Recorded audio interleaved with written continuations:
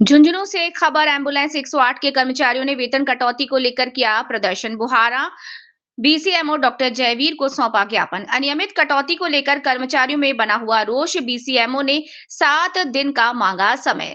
7 दिन बाद 108 एम्बुलेंस के कर्मचारियों ने चक्का जाम करने का दिया अल्टीमेटम। झुंझुनू जिले भर से एम्बुलेंस 108 के कर्मचारी बुहाना में एकत्र होकर जताया विरोध। बीसीएमओ ने उच्च अधिकारियों को वास्तु स्थिति से कराया अवगत। वहीं एम्बुलेंस 108 के कर्मचारी ने उच्च अधिकारियों पर भी बर्ताव सही नहीं करने का लगाया आरोप। बंधु को धन्यवाद देना चाहता हूँ। दूसरी बात ये है, ये वो एम्बुलेंस कर्मी हैं जो दिन रात लोगों की सेवा करते हैं। ना किसी का जात धर्म जात पात कुछ नहीं। एक्सीडेंट हो गया हॉस्पिटल, फिर भी इनका कोई समाधान नहीं हो रहा है। बार बार अधिकारियों को अवगत करवाया गया इस मामले में।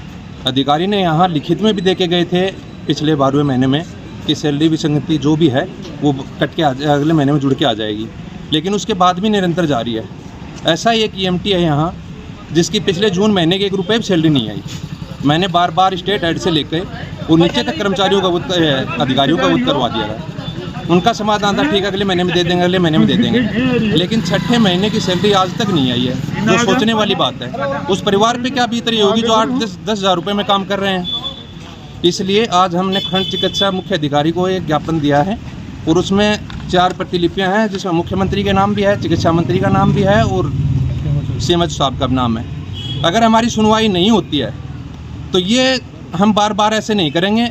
एक दिन ऐसा बड़ा आंदोलन होगा जिसकी मुख्य जिम्मेदारी सारी या तो जीविका एमआरआई की होगी या फिर अधिकारियों की होगी, क्योंकि देखो इतना रुपए मिलता है, इस रुपए में घर चलाना बड़ा मुश्किल हो रहा है और इस मुश्किल समय में बार बार अवगत करवाने के बावजूद भी सैलरी नहीं मिलती है। तो ये तो शोषण बंद होना चाहिए। सरकार कह रही है कि हम शोषण मुक्त कर देंगे, शोषण मुक्त कर, शोषण मुक्त कहाँ किया? ये ठेकेदारों को दे देते हैं, ठेकेदार इनका पेट वसूल कर देते हैं और कर्मचारियों का पेट मोच देते हैं। तो शोषण बढ़ता ही जा रहा है। पिछले 1 साल से निरंतर कटौती जारी है। अगर 1 साल का पेमेंट जोड़ा जाए तो ये मानो कि 2-3 महीने की सैलरी बनती है। तो हमारे सैलरी दिलवाने का शर्म करें।